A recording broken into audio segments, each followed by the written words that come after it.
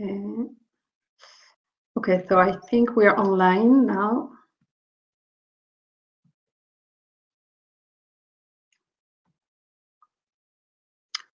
Okay, so let's start. Bonjour à tous. Good morning, everyone. Je vais d'abord introduire cette session en français et ensuite je le ferai en anglais. So I will first introduce this session in French and then I will do it in English. Donc pour ceux qui nous rejoignent sur le salon virtuel, nous vous souhaitons la bienvenue. Merci à vous tous d'être présents dans ce second webinaire qui est dédié donc au domaine de l'agriculture et de l'agroécologie. Je m'appelle Johanna Rasplus, je travaille à Campus France et j'ai le grand plaisir donc de vous présenter les 3 intervenants de ce webinaire. Madame Céline Chartol, qui est co-directrice de l'association L'École Vert, une structure sociale et solidaire qui œuvre pour que la Martinique se rapproche de l'autonomie alimentaire. Monsieur Harry Osier-Lafontaine, président du centre de recherche anti-Guyane de l'INRAE. L'INRAE, c'est l'Institut français de recherche pour l'agriculture, l'alimentation et l'environnement, engagé aussi sur les problématiques agri-environnementales, insulaires et continentales dans les régions tropicales. Et professeur Carlyle Pemberton, qui était professeur au département d'économie agricole de l'Université des West Indies. L'objectif de ce webinaire est de comprendre quels sont les besoins d'expertise et quelles sont les perspectives durables pour le secteur agricole dans la Caraïbe. Les présentations se feront en anglais, mais si vous avez des questions, que ce soit en français ou en anglais, n'hésitez pas à les écrire dans le chat et j'aurai le plaisir de les poser pour vous aux 3 intervenants à la fin de leur présentation. Okay, so welcome everyone to this virtual student fair of the ELAN project. Thank you all very much for attending this second webinar of the day, dedicated to agriculture and agroecology. My name is Johanna Rasplus. I work at Campus France, and I have the great pleasure to introduce the 3 speakers of this webinar. So Ms. Céline Chartol, co-director of L'École Vert Martinique Association, which is a social and solidarity-based structure working to bring Martinique closer to food self-sufficiency. Mr. Harry Osier-Lafontaine, president of the INRAE Research Center to the French West Indies and French Guyana. INRAE is the French Research Institute for Agriculture, Food and Environment, which is committed to the agri-environmental issues specific to island and mainland in tropical regions. And Professor Pemberton, professor from the Department of Agricultural Economics at the University of the West Indies. The objective of this workshop is to understand what are the expertise needs and what sustainable prospects for the agricultural sector can be developed in the Caribbean. The presentations will be in English, but if you have any questions in French or in English, please do not hesitate to write them in the chat, and I will be very pleased to ask them for you to the speaker at the end of their presentations. So I will leave the floor to Ms. Céline Chartol for the first presentation. I will open your PowerPoint presentation.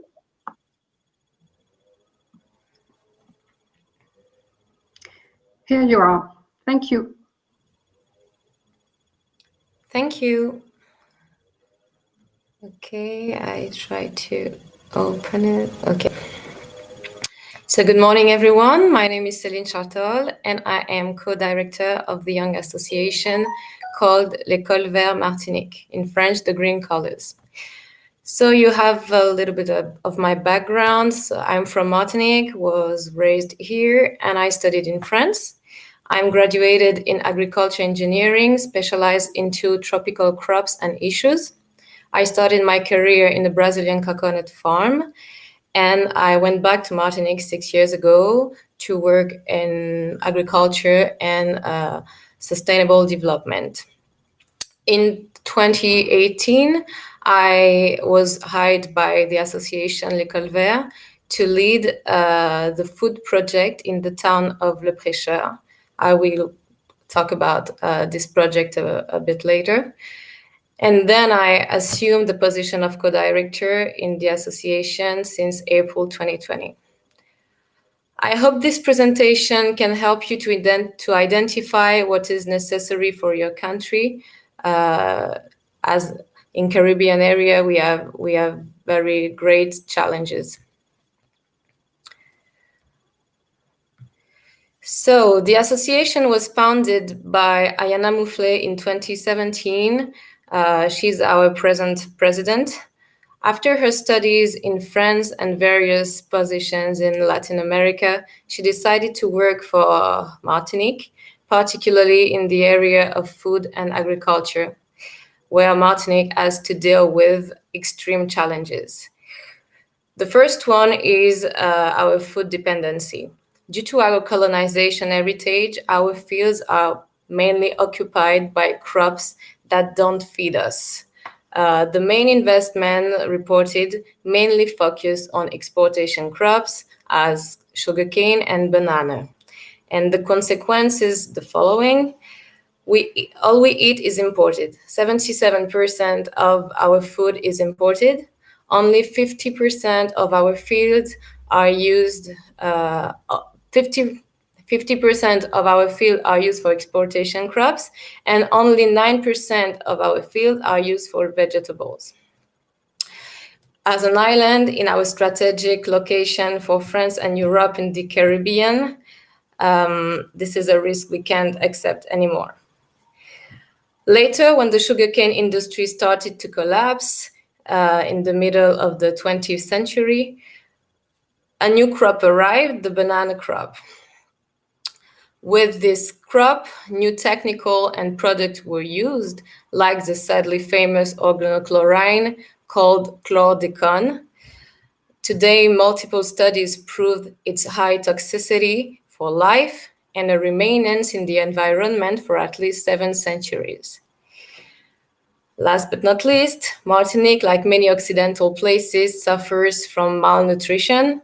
I mean, food is too fat, too sweet, and too salty. 50% of women and 25% of young people suffer from overweight and all the disease associated to it. So yes, that is a huge program. But as young people with an average age of 30, we refuse to say that we are doomed. And very humbly, the starting point of our project is to propose an answer to these dramatic observations.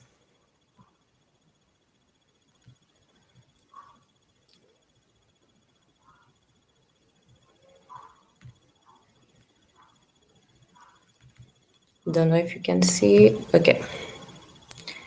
So in a context of soil pollution and extreme food dependency, we promote sustainable agriculture. Sustainable agriculture system uses agroecology as the foundation and all the technique associated to increase year after year the biological productivity of this land. The goal is decline in 2 areas: production and commercialization of sustainable techniques and products, this in 3 different scales that I'm introducing right now. This is us.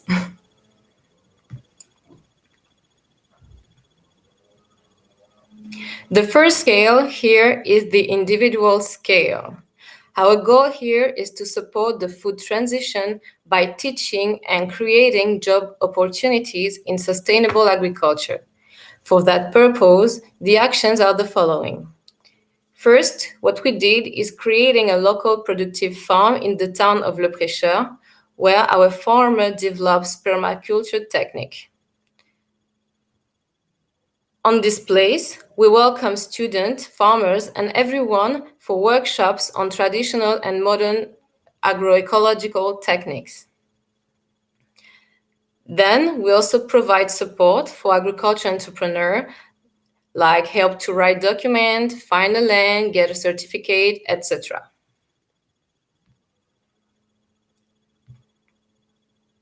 The second scale is the sector. Our goal here is to participate to the development of the organic sector in Martinique so more farmers can get the certification and more consumers can afford these products. For this, we support the local farmers federation, the GRAB, by providing technical and administrative assistance.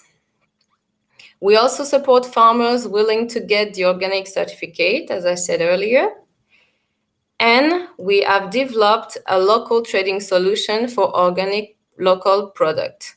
This project is called Tanu Bio.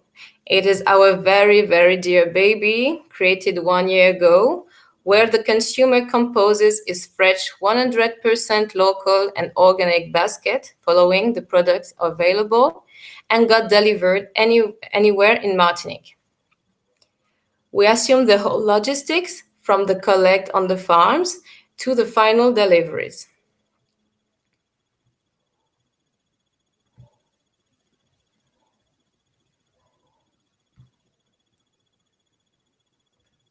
And finally, the last scale we work on is the collective scale. The goal here is to encourage concrete actions in favor of the food transition carried by the local authorities. A program of the French Food and Agriculture Ministry encourages the territories, that can be town, city, county, region, etc., to settle a local food project. In French, this dynamic is called PAT, Projet Alimentaire Territorial. The goal of such an idea is to gather the food stakeholders of a territory to think about the ideal situation and settle the plan to reach it. This is what we did from 2018 to 2020 at Le Prêcheur. This town counts less than 1,400 inhabitants, but it is considered as one of the 4 bread baskets of Martinique. Indeed, this place only produces fruits, vegetables, and some meat like mutton.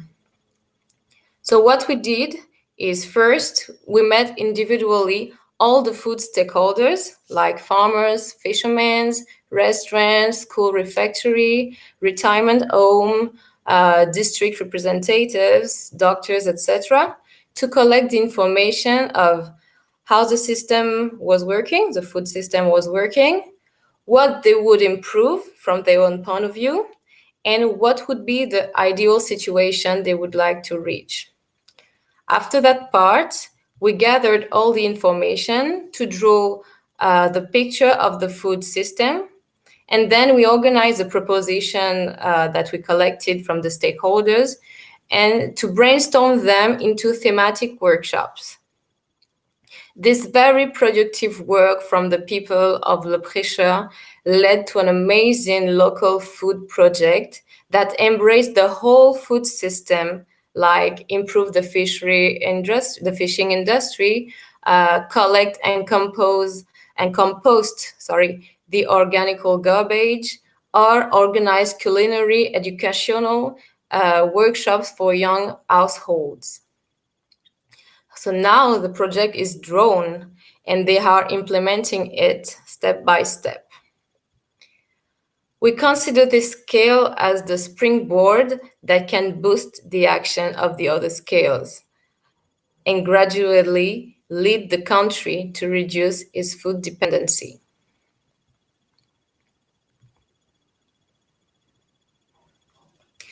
So this was a short presentation of what we do, and because I close it, I will sum up the skills and qualities we needed to develop to manage our project. So maybe you student will find yourself in some of them. I classified them in 3 domains.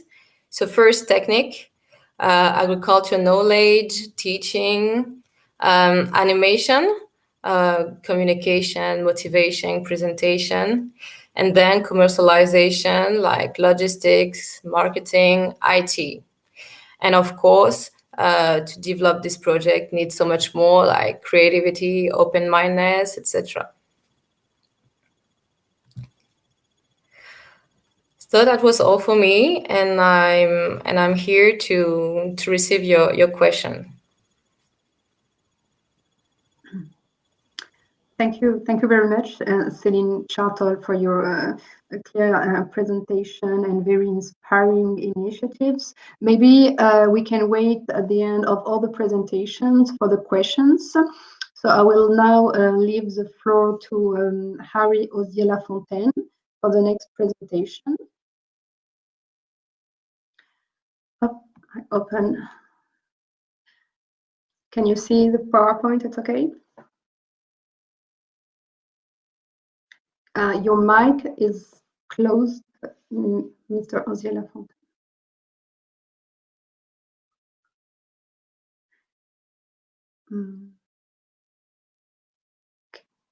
Can you just activate your? Oh, okay, perfect. Thank you.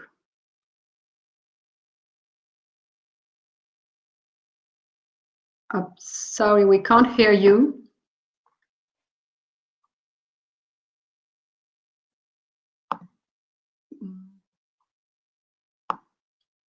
Can you try again? Maybe the sound is too low. Can you maybe reactivate the mic?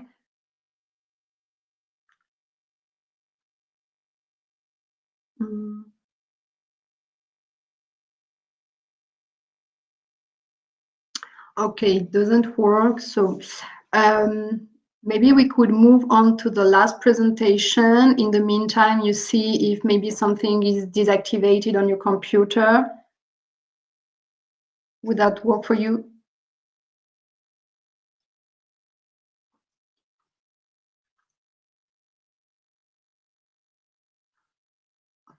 Okay, so I give the floor maybe to Professor Pemberton just to give you some time maybe to try to fix the problem. I don't know, just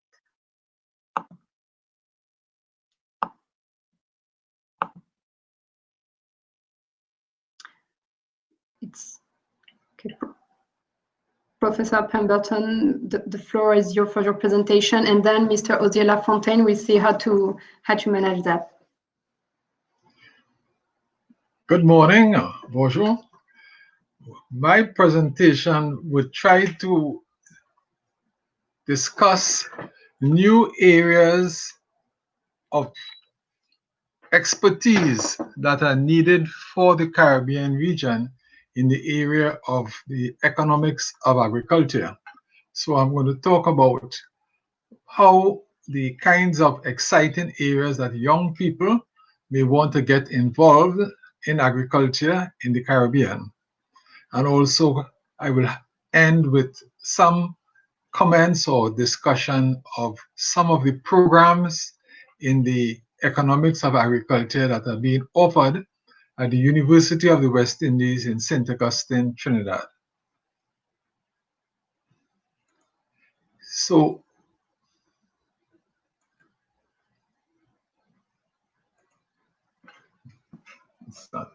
do you need some help for the slides, Professor Pemberton?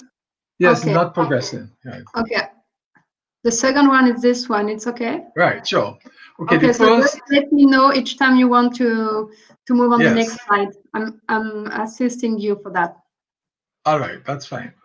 So the first area is in the area of agribusiness development, because there's a lot of need for new expertise in the viability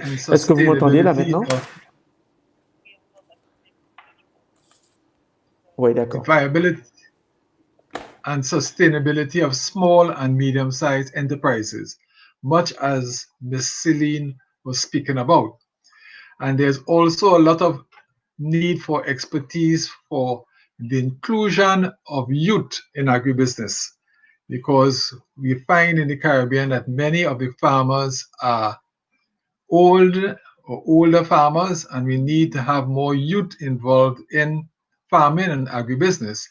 But how to get this done is an area that needs study and needs some new expertise.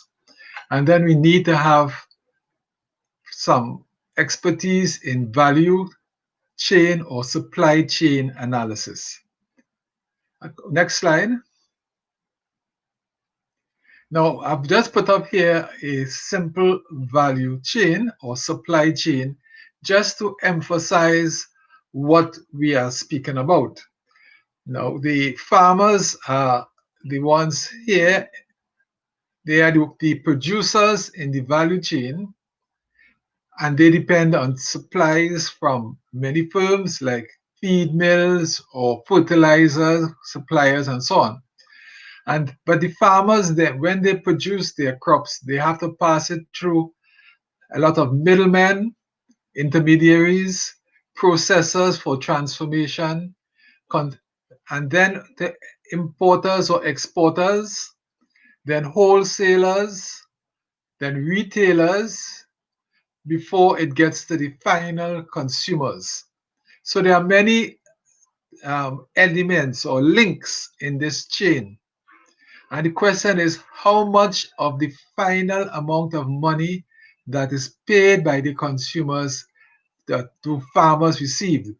So that, as we'll say later on, many farmers are quite poor, but all of these middlemen, processors, and retailers, and so on, get quite rich over this supply chain. And that is a major problem that has to be solved. Because if farmers remain poor, they are going to stop farming and the chain breaks down. Next slide. So that what we are looking at, expertise is needed in terms of developing these supply chains or being able to determine what these supply chains are for commodities produced in the Caribbean. Then how efficient are these value chains and how they can be improved? Because if our value chains in the Caribbean are not efficient, other people or other places are going to be able to supply food into the Caribbean, and that is going to cause the problem that was just discussed by Ms. Celine about very little production of food in the Caribbean, so that most of our food is going to come from overseas. Next slide. So the question is, who is making money along the value chain? As I was saying, are farmers making any money? Or are farmers remaining poor while retailers or processors are getting rich? And are the value chains contributing to food and nutrition security, which was one of the issues just discussed by Ms. Celine? So if our value chains are not providing the right kinds of food, as she was saying, vegetables and so on, we are going to have poor food and nutrition security. People will be hungry, and we'll have problems of obesity and overweight and so on. Next slide.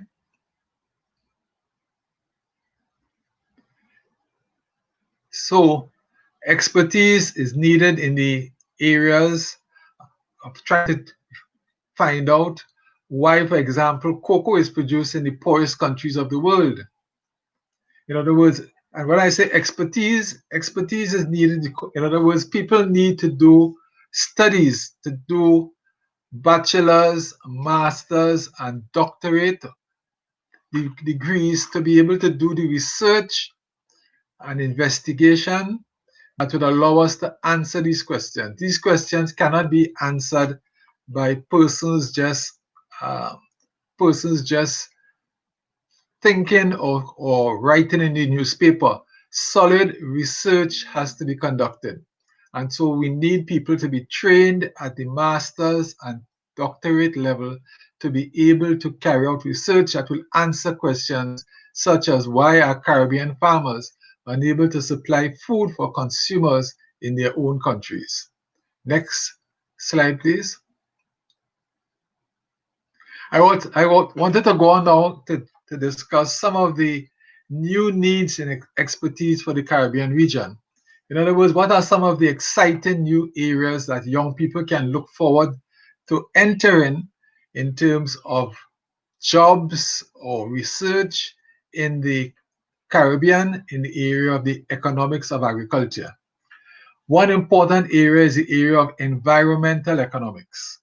And that area, for example, includes agrotourism. Can our farmers have their farms as venues or locations for tourists?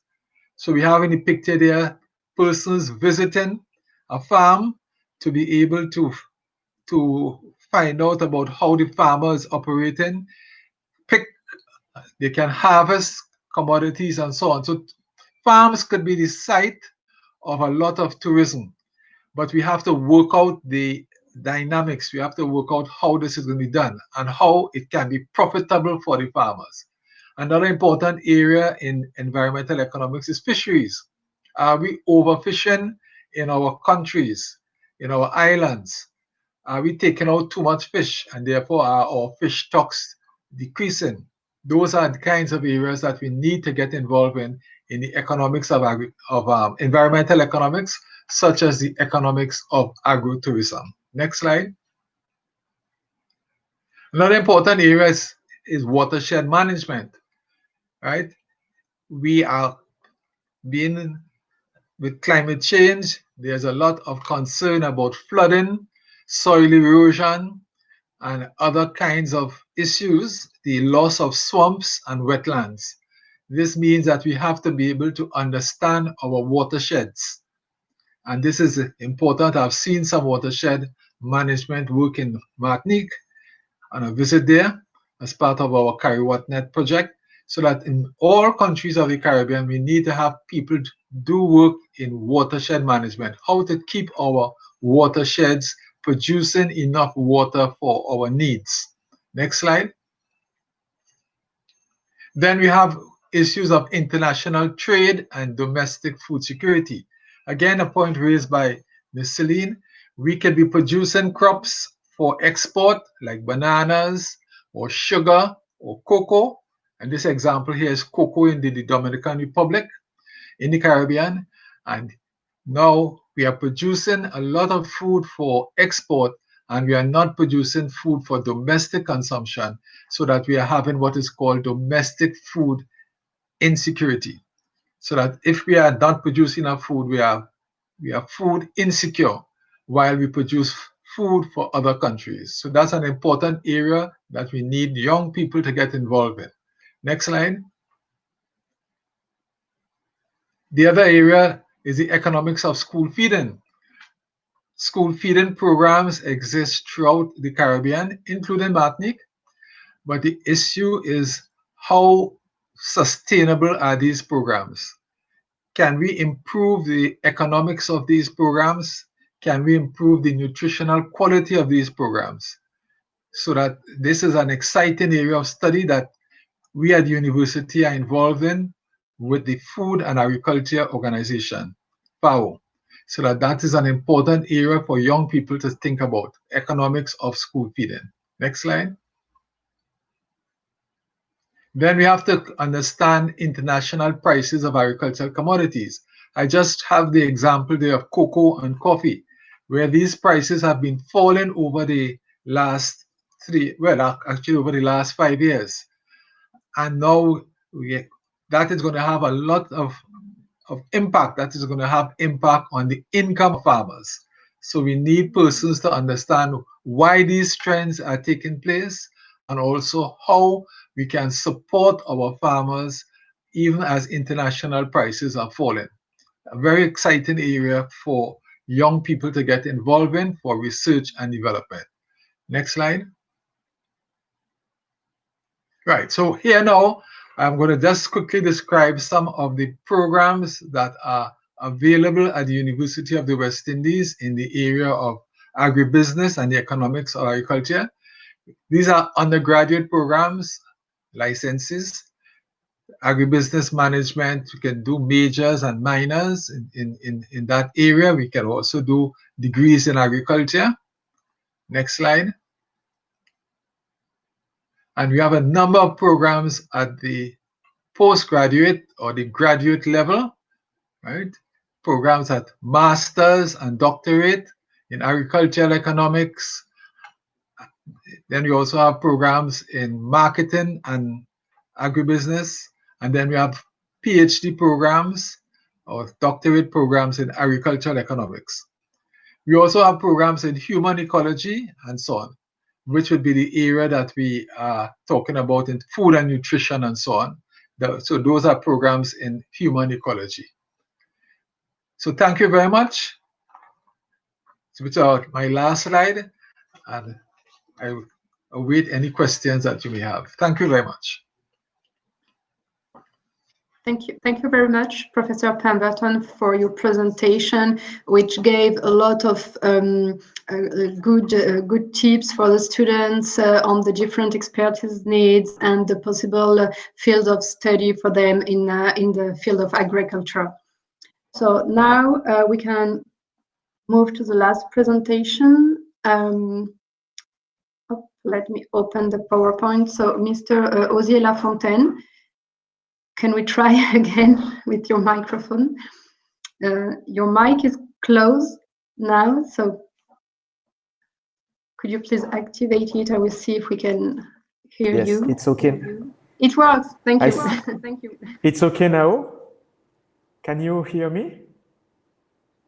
It's okay. Thank you. So, good morning, everyone.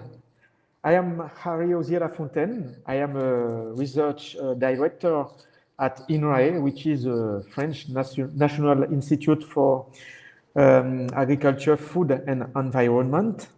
And since 2013, I have been appointed as the president of the INRAE Center for French Antilles and Guyana. I am also the French regional deputy for the Caribbean area. So it's a real pleasure for me to take part in this virtual event, and I want to thank and congratulate the organizing committee. So in this second webinar, focused on agriculture and agroecology, my presentation will focus on the contribution of my INRAE Center to support what we call the agroecological transition in the Caribbean. In the first part, I will give an overview on INRAE, and I will focus on our center in Antilles and Guyana. And I can say that it is the only one center in the tropical area for INRAE, so it is quite specific. In a second step, my talk will be completed by a short movie that illustrates how we develop participatory research, participatory approaches and science to implement agroecological innovation with farmers. So can we move to the second? Yes, I do it. Thank you. So, as I said, INRAE is a National Research Institute for Agriculture, Food and Environment. We are INRAE since 2020, because INRAE is a result of the merger of former institutes that were called INRA and IRSTEA. So with this new institute, we aim at producing and disseminating knowledge to meet the challenges of society, at mobilizing the knowledge for innovation, training, expertise, and support for public policies, working in partnership with a wide range of actors, academic, socio-economic associations, and also citizens. So INRAE is now in the top 3 of the institute at the world level for his contribution for research in food, agriculture, and environment. It hosts more than 10,000 agents, 18 research centers that cover the national territory and overseas territories, 14 scientific departments specializing in various fields, biology, genetics, digital, and so on. We support many international and European projects. So next one, please. Okay. So at INRAE Antilles Guyane, we try to tackle two main issues. We address two main issues. The first issue is the food sovereignty that was quite underlined by the two former speakers. And the second one is adaptation to climate change. We try to develop a research for excellence to support the economic and social progress in our countries, as to say, the White Caribbean. We have two thematic identifiers for our two locations in Guadeloupe and French Guiana. In Guadeloupe, our thematic identifier is called agroecological transition and bioeconomy in a tropical area. Our staff is composed of 2,070 agents, and we have 6 research and experimental units. We offer excellent facilities and laboratories to promote beautiful and useful science. We have also a strong involvement in higher education and training to and through research. And we develop, as I was saying, an approach based on open and participatory science. So the last one. Before concluding this first part of my talk, I want to make a short focus on a big project that will start in 2021. It has been acted by the Interreg Secretariat on last November. Okay. This project is called Cambionet for Caribbean and Amazonian Bioeconomic Network. It gathers 10 countries, Cuba, Haiti, Dominican Republic, the countries of OCO, Martinique and Guadeloupe, and for the continental area, we have the Suriname and French Guiana. We have also Trinidad and Barbados that are included in the project. And we gather also 17 institutions, associations, and networks. By bioeconomy, which is at the heart of our projects, we try to tackle 3 components.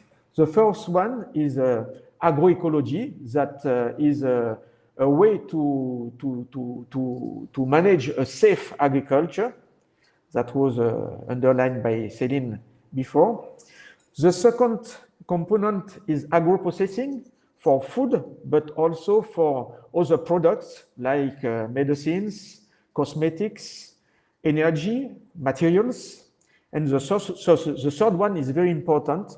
It is about creating circular economies. So this project has 4 main goals. The first one is to improve the technological and economic performance of small farms, that was underlined by Professor Pemberton, and agroprocessing units. The second one is to support ability of farmers and agroprocessors to innovate. The third one is to develop cross-fertilization, dissemination, and advice for and by farmers and agroprocessors. And the last one is to support regional cooperation. So the last slide, please.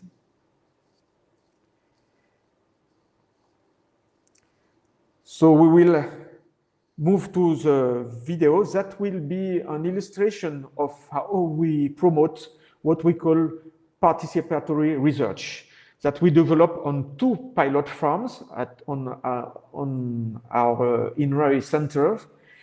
And these 2 pilot farms are called experiment system farms, or they can be assimilated also to what we call living labs. So we can start the movie, please.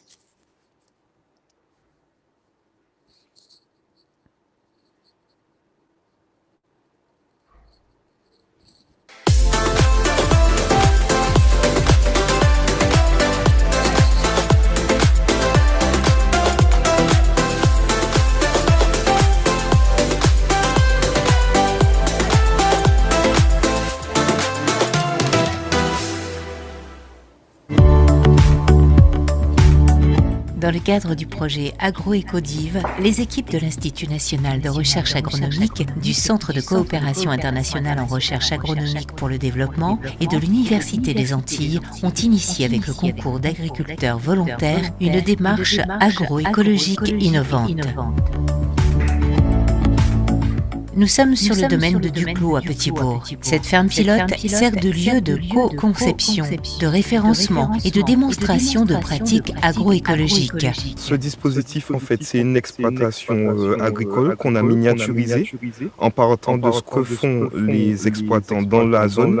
Et l'idée, c'est d'insérer avec eux des pratiques agroécologiques pour aller à terme, sur un pas de temps d'environ 5 ans, vers une exploitation complètement agroécologique.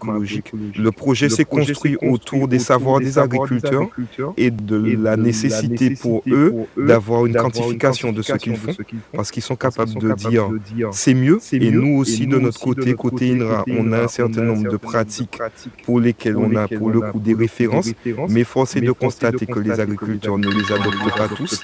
Et donc c'est l'occasion de pouvoir en discuter et de faire les aménagements qui sont nécessaires pour pouvoir faire passer les innovations. C'est une plateforme de discussion entre les différents acteurs intéressés à s'engager dans de nouvelles manières de travailler, plus efficaces et plus respectueuses des exploitations. Il faut dire qu'avant, on avait des dispositifs expérimentaux qui étaient assez ciblés sur une culture bien spécifique et pas d'interaction entre différents systèmes. Ce genre de dispositif, pour nous, c'est innovant parce qu'il met en interaction des systèmes de production différents. Et donc c'est plus en cohérence avec ce qui se passe dans nos exploitations en Guadeloupe. On apporte nos connaissances, on apporte notre volonté aussi. On a une vision de ce qu'on veut, qu'on voit et qu'on voudrait aussi améliorer. L'idée, c'est d'un côté expérimenter des choses que nous, on ne peut pas expérimenter sur nos exploitations. Et d'un autre côté, valider des process bien intégrés dans nos exploitations qui n'ont pas encore été validés de manière expérimentale. Au sein d'ateliers participatifs, les acteurs partagent leurs connaissances et leur savoir-faire. Dans la ferme pilote, ils testent différentes pratiques issues de l'expérience paysanne et d'apports scientifiques afin d'améliorer les performances agronomiques, économiques et environnementales. J'ai des phases de travail en groupe où les agriculteurs sont confrontés l'un avec l'autre.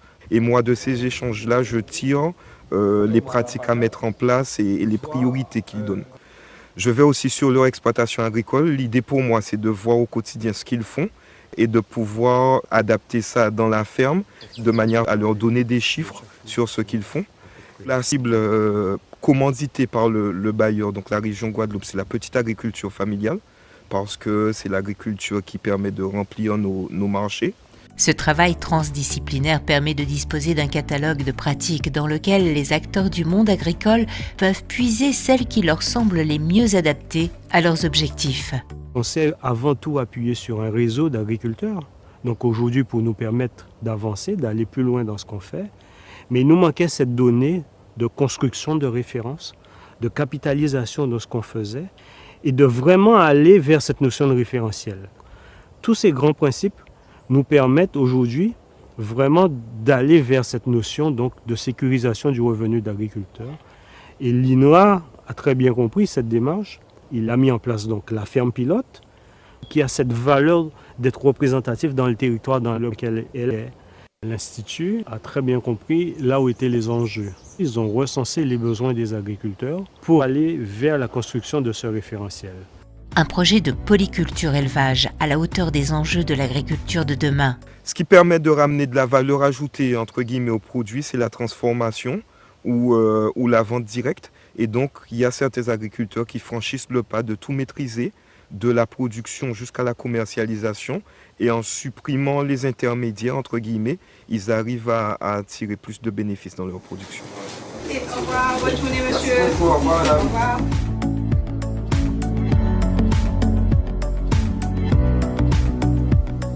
Construisons ensemble la transition agroécologique de l'agriculture guadeloupéenne.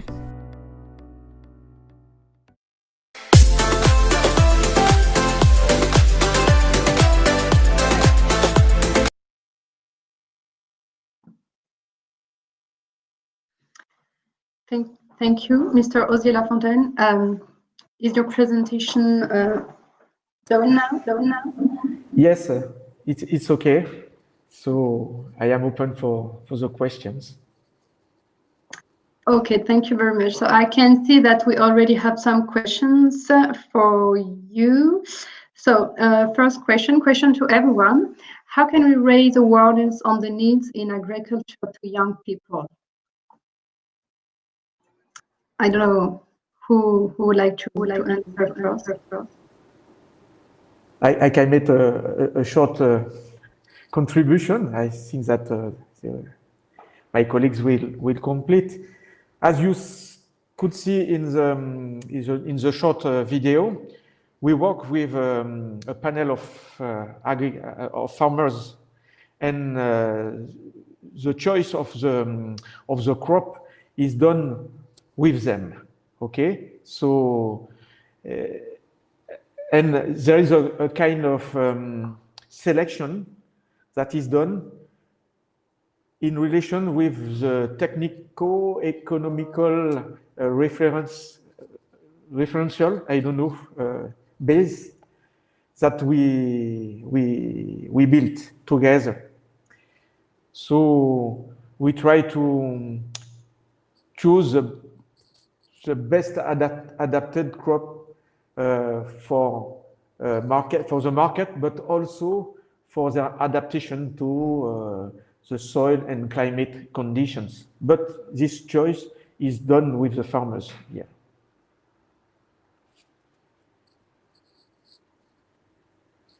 Maybe Professor Pemberton or Céline Chartel, you would like to answer this question too?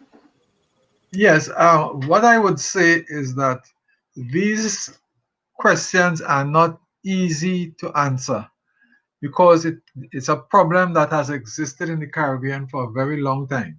So that is why I was suggesting that we need to have research done. Of course, the issues or the factors that are causing young people not to get involved in agriculture will differ from country to country. So while the answer for Martinique may be what Harry has just stated, for other countries it may be different. The factors may be different. So I'm saying that these are things that need to be studied and research done to really find the answers. It's not very easy to just say what the answers are without having done studies or research. That would be my answer. To my mind, with the exchanges I can have with young people, because we meet young people when we do some workshops or participation to schools, it depends. When we talk about awareness, I'm not sure. There is the awareness about the agriculture production, as you two mentioned. It's a difficult job, and for some reasons, parents don't want their kids to do a difficult job. This is what we heard when we talk with them. And there is the global awareness about sustainable agriculture and choosing sustainable food products. People think it is some stuff for rich people, and it's not. We can all have an access to these products, but with the global trading system, yes, it is not affordable for everyone. But by developing circular economy, direct producer to consumers, the system can be more affordable for people. So there are two kinds of level when we talk about awareness in agriculture. Okay, thank you all for your answers. We have also a question for you, Céline. What has been the impact of your project on consumption habits and school feeding in Le Prêcheur? I will make a precision. The work we did at Le Prêcheur between 2018 to 2020 was a diagnostic. We gather people to identify the actions to implement to increase and improve the system.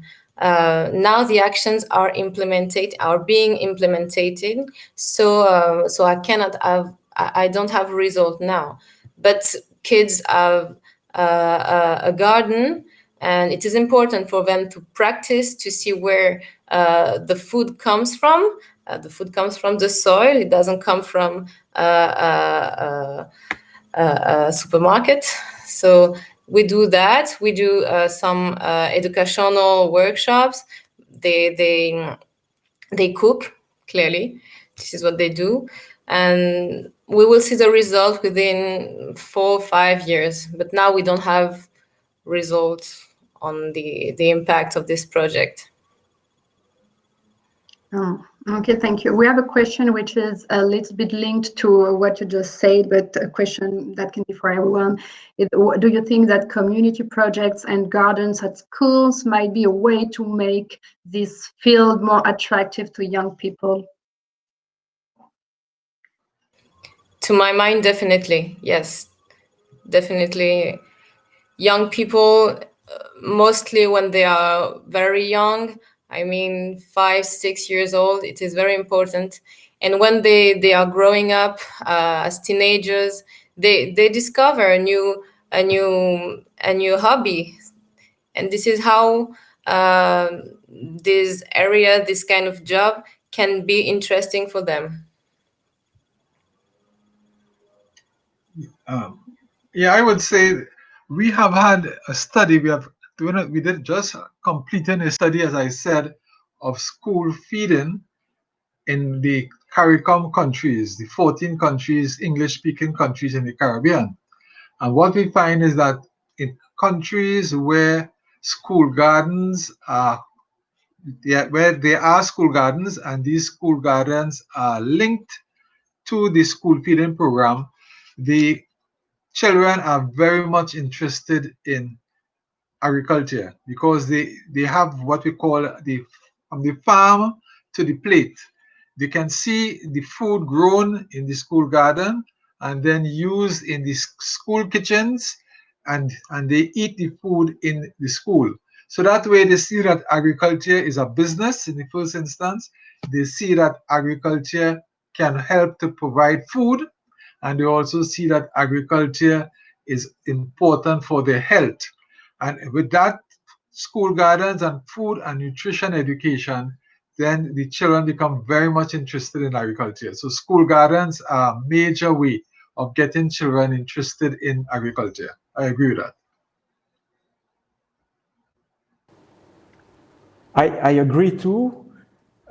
I can say that in Guadeloupe, we try to develop the concept of micro-performing farms, which are farms that are developed on 1 or 2 hectares, okay, but with very, very nice techniques that allow a great production, but in an agroecological way.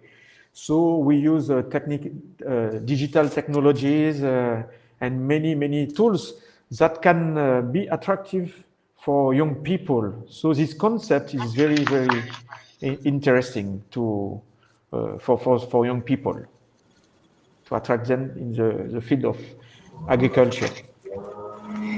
Yes, and I would like to add that young people discover that being a farmer today is not just spreading pesticides and fertilizer. When you're a farmer, you're a real engineer of life, and it is very interesting to see the result of your actions by composting, by using water monitoring, and all of this. I agree completely. And they have to know that their environment, the soil ecology, how does it works, etc. And it is not a simple job. We have to move from chemistry to smart, if I can say. And this is a great revolution in agriculture.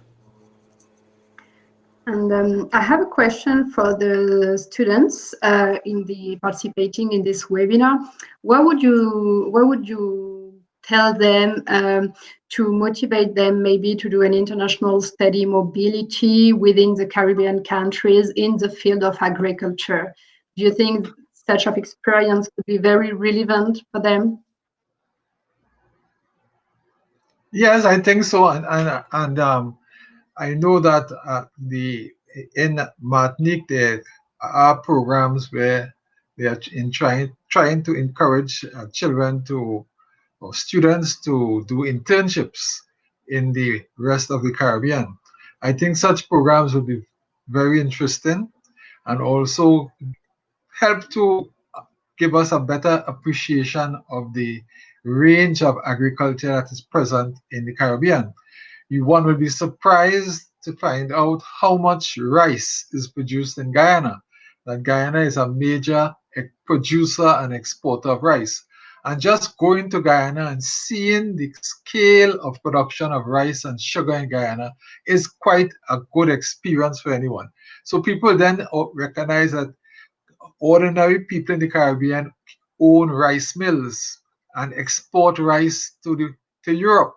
Not European companies, but ordinary Guyanese companies are involved in setting up huge rice mills and exporting rice. So these kinds of experiences, it's good for persons to see the business of agriculture being conducted by Caribbean people. And then I think people recognize that there's money to be made in agriculture, and that is going to get the whole sector rejuvenated, getting the sector working better. Okay, thank you very much. And we also have a question about, do you think that the field of agroecology is enough supported at, let's say, a political level?